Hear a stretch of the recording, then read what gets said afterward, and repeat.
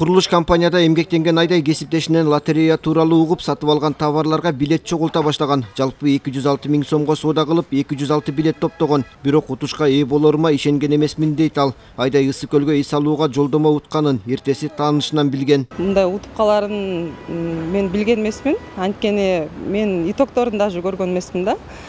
Эртеси күнү эле бир тааныш эже мага жазып калды. Поздравляю деп.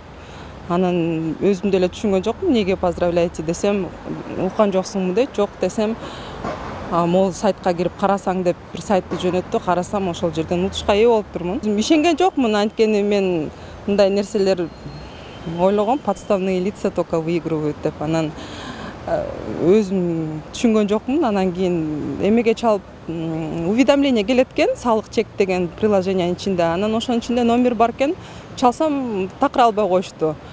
Анан ойлодум, бул розыгрышко деп ойлосом, кечээ чалыш призиңизди алсаңыз болот деди. Алгачкы туру 1-июлда уюштурулуп, 2 уна, 10 iPhone, 10 смартфон, ысык көлгө эс алууга 5 жолдомо жана 25 ар кандай тиричилик техникасы ойнотулду. Жеңүүчүлөр атайын компьютердик программа менен капыстан тандап алуу генератору аркылуу аныкталды. Лотереяга 64 000ден ашык адам катышып, 3,5 миллиондой лотерея билеттери ойнотулду. Салык кызматы рандом системасы эч кандай кийлигишүүгө жол бербесин билдирди. Бул системаны көпчүлүк интернет колдонуучулар билишет, таанышат. Дүйнө жүзү колдонуп келаткан система. Бул системага биздин кызматкерлердин эч кандай тиешеси жок система. Системаны көбү байкашты, ал англис тилинде болду.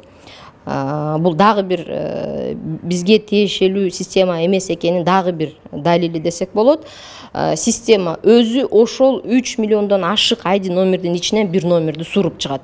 Улуттук лотереянын ачык айкындуулугун камсыздоо максатында калыстар тобунун курамына бир катар министрликтерден өкүлдөр, блогерлер, журналисттер кирип, жалпы 11 көз карандысыз адам байкоо жүргүздү. Алар утуш ээлерин компьютер тандап, адам аралашуу фактору жок деп билдиришти. Впечатления были самые разнообразные, от удивления до...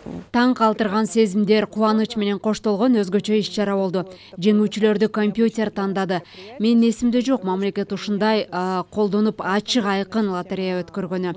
Биз дагы таза өтүшүнө кызыктар болуп, көз карандысыз массалык маалымат каражат өкүлдөрү катыштык. Билеттерди тандоо леп-экран аркылуу ачык көрүнүп турду. Биз компьютерге жакын барып, кандай иштеп жаткандыгын да көрүп жаттык.